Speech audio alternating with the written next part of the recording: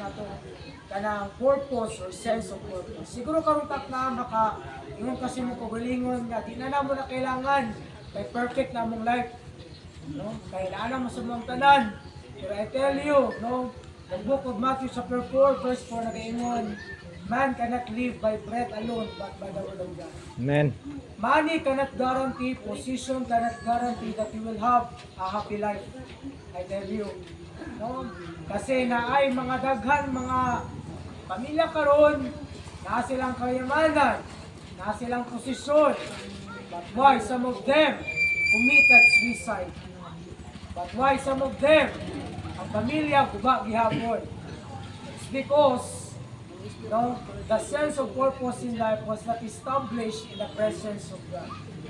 Even in myself, no, makaingon kong bisan na ano ko profession, bisan ako ka-doctor of education, and so on, pero kung wala ko'y Ginoo karon, kung wala ko nag-aalagad sa Ginoo, kaning ako mga panalangin niya, naangkon sa kalibutan, gamit na ko na ko din para mag-distract akong pinag-aalagad.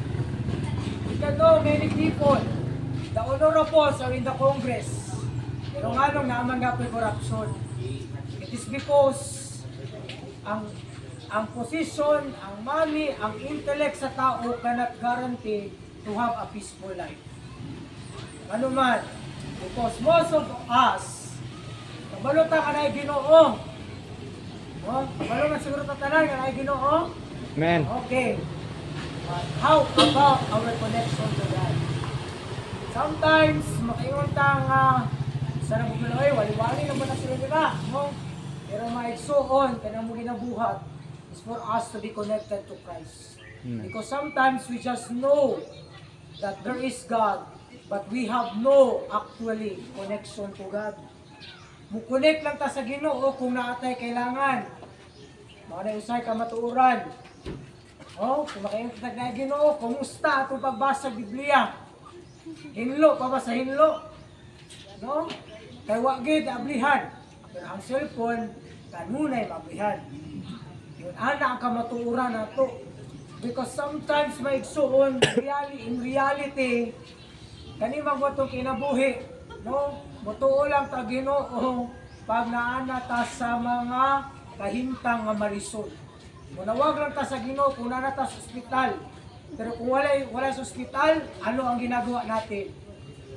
Minsan nahayaan natin ang kasalanan ang siyang dudurog sa ating buhay. May mga pagkakataon na minsan hinahayaan natin na mag-enjoy tayo sa kasalanan na alam natin sa dulo ito ang bubulo sa atin. Hinahayaan na lang natin na ay hindi naman kung magmalipayon, wala nagmamatay ko basta malipayon ko. Kahit alam mo na dahil sa kamatayan ay dahil sa kasalanan doon ka mamamatay.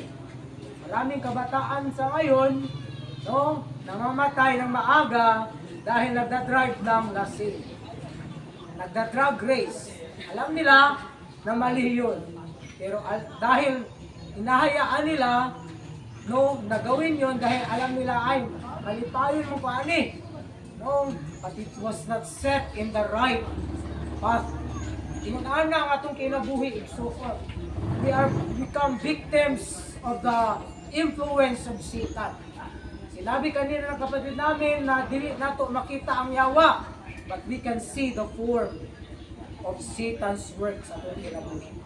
Ang pangutana karon, hayaan na lang ba nimo nga biktimahon ka sa yawa? Dili. Nakabalo ka nga nagadurog na imong kinabuhi kay tungod sa imong sala nga ginabuhat.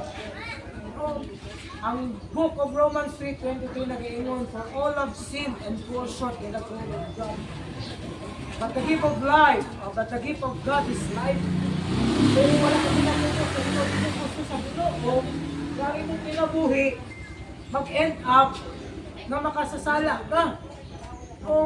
At ang sasabihin ng ibang religion na padayon lang, kay kung mamatay ka, iampo lang ka na mo, aron maato ka langin. If that's the case by Exxon, magpakasala na lang tandanan. No, kung iampo naman na itong kalag para maluwas. No, magsige na lang taanig, hurting with each other.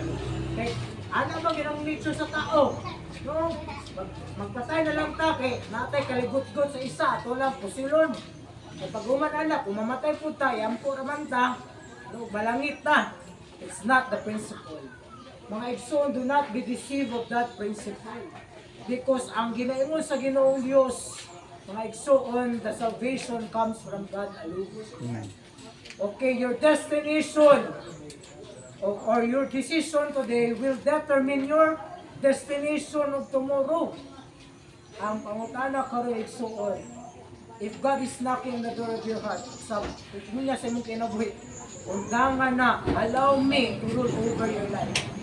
Ang damaran mong buhaton. Amen. Sometimes it is hard.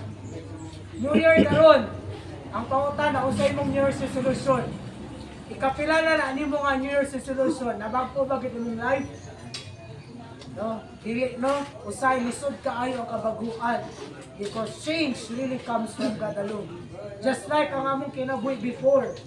No, ang among life, ako biktima ko sa usa ka pamilya nga naay ginikanan, pero kay tungod lagi bisyoso ang inahan ug amahan, no, sa ila ko nakatunog tong its, sa ila ko nakatuon og inom-inom. Pero may igsuon, og grasya sa Ginoo sama ani, no, giluwas ko sa Ginoo, giresyo kong life. Unta, dapit wa kay eskwela. But because of the grace of God, nahimo ko sa ka-professional karon naga-share sa inyo sa kaayo sa Ginoo. Anong dili na mo ikaulaw? Anong amo ang ginahatagan og time? Dapo ko'y trabaho, no, sa alas 8, mag-duty pa ko dito sa eskwelahan. No, magtudlok ako mga estudyante. Pero like so, ginahatagan din ako time mapag-share sa Word of God because I believe na kung usa man ang success sa inyong maangkon, gikan na ni pagkuha niyo document sa PSA, kung wala na ka-establish sa inyong relasyon sa Ginoo, wala mo sense of purpose of life, ihapon mahimong tinuod ang meaning sa life niyo. Amen.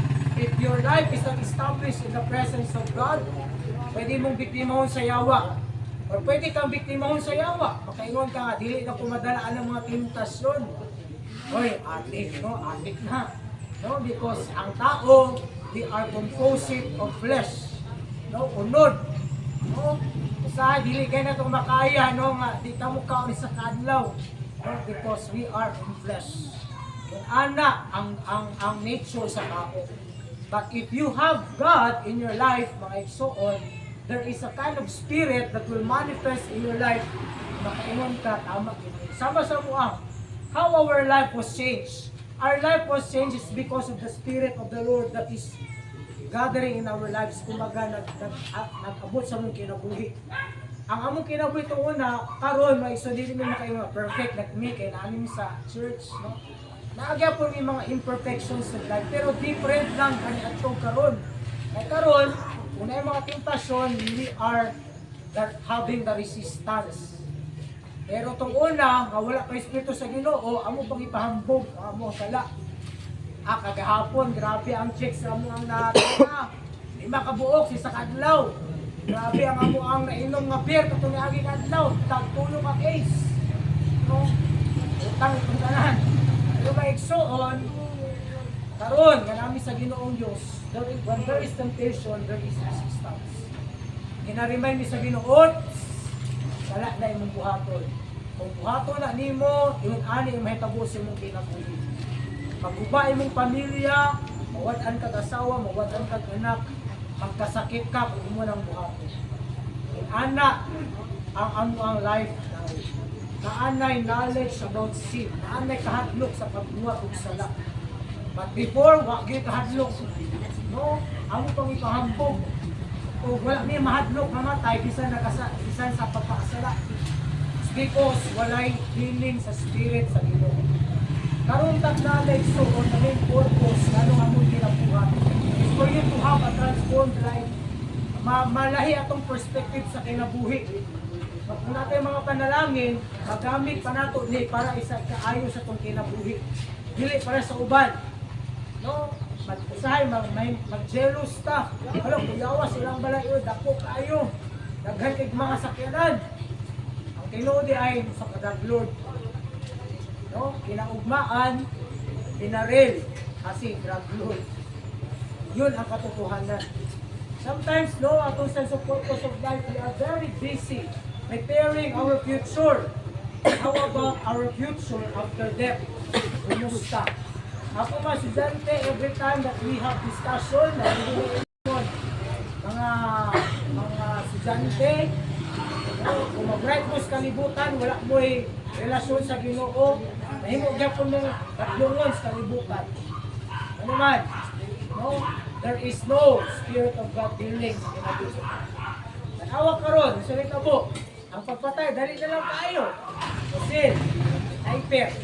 No? Isa nag-create anak, ako. Ito ba? Nuclear war.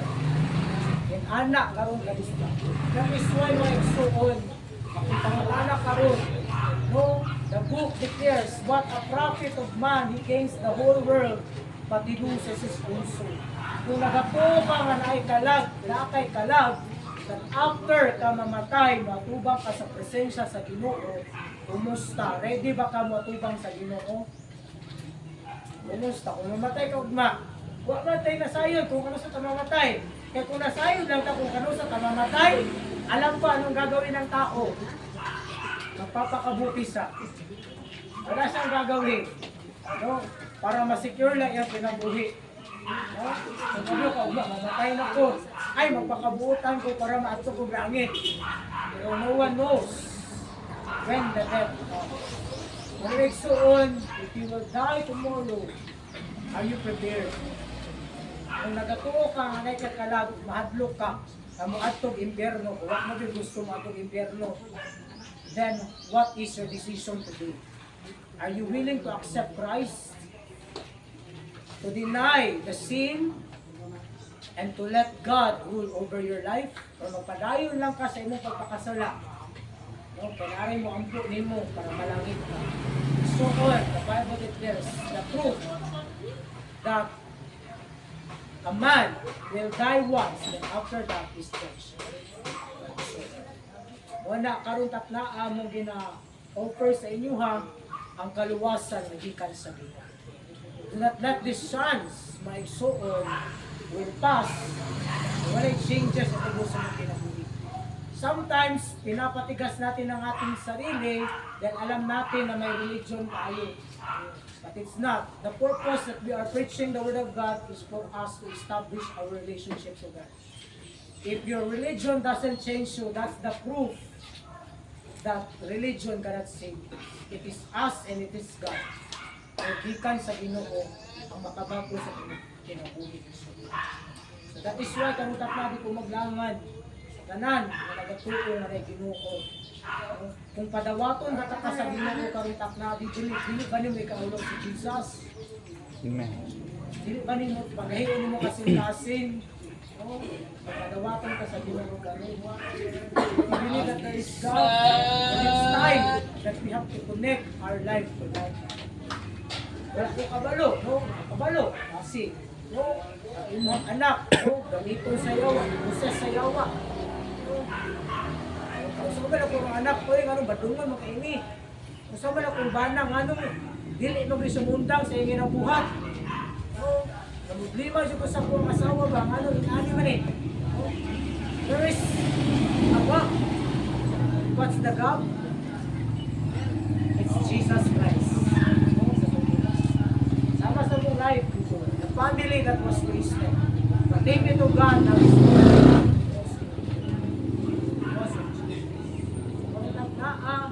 kung ba natin tumatong si Jesus, pwede ba nung itasin sa kabot? Salamat, Kuya. Salamat, yung banda. Salamat, yung banda. Pwede ba ito si Jesus? Amen. Thank you so much. No? Okay, salamat, Kuya. No? Okay, no? Salamat, no? Tinatanggap natin si Jesus. The most important thing is na nganong tawato Jesus because it's the first step na more over sa God sa itong kinabuhi. Dili lamang kay tungod na ata sa Panginoon kundi at every time. Very might naga-back up sa itong life. So sa tanan nagadawat sa Ginoo kung maglangan magpupuntas ng dulo. Natay prayer like so on, no? It's a powerful prayer, small lang isa, but it brings impact sa mga kinabuhi. Gamay lang ni siya nga pag-ampo pero natingala ko sa kung kinabuhi nag-change hinay-hinay hanto na abot sa punto na ako karon sa mga tubangan nag-share sa Word of God. Isa ka professor pero mga igsoon kining tanan gikan sa Ginoo. So mag-ampo ta, tinda kini ing na amahan nga langit nun, Amahan nga langit nun. karong taknaas sa kabuntagon. Karong taknaa sa kabuntagon. Nagaangkon ako. Usa ka makasasala, Usa ka kung makasasala. nagakinahanglan, Nga kinahanglan imong panabang sa imong panabang. kinabuhi. Sa akong kinabuhi. Gusto na ko kabaguhan. Gusto na ko Gusto kabaguhan. na ko nga ikaw Gusto na ko nga ikaw ang manguna ang manguna sa akong mga sa desisyon. akong mga desisyon. Sa mga butang akong Sa buhaton. mga butang akong Para buhaton. sa akong kaayuhan. Para sa akong Para kaayuhan. sa imong kahimayan. Para sa imong kahimaya. Oo. Ginoo, Sugod karon, sugod karon, ikaw na ikaw na akong Ginoo. ang akong Ginoo Personal o nga personal nga manluluwas. manluluwas. Salamat sa kapasayloan. Salamat sa kapasayloan. Salamat sa kabaguhan. Salamat sa kabaguhan. Imong buhaton. Imong buhaton sa akong kinabuhi. sa among Kining kinabuhi. tanan akong isalig. Kining tanan among salig itugyan Sa sa pangalan ni pangalan ni Jesus. Jesus. Amen. Amen. Ang salamat sa pagdawat sa presensya sa Ginoo. Babalik Lord. na sa ating ministry.